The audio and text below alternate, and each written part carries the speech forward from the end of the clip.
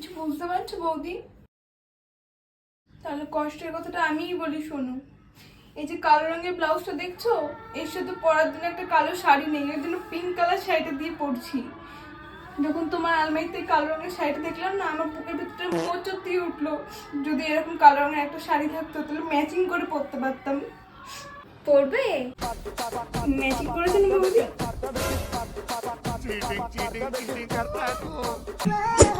এ বৌদি, এটা আইফোন না? তার মানে তো ক্যামেরাটাও তো সেই, বলো। জানো, আমার ছেলে বিদেশে থাকে, সে বিদেশ দিয়ে আমাকে ভিডিও কল করে। আমার ফোনের ক্যামেরাটা তো ভালো না, ঠিক মতো দেখতে পায় না। সামনে মা না বাবা কিছুই বোঝে না, আমাকে তো বাবা বলে ডাকে। কি বলবো আর কষ্টের কথা। যদি আজকে এরকম একটা ফোন থাকতো তাহলে আমার ছেলেটা আমাকে ভালো করে দেখতে পেত। তোমার লাগবে? এ বাবু, মা আইফোন আইফোন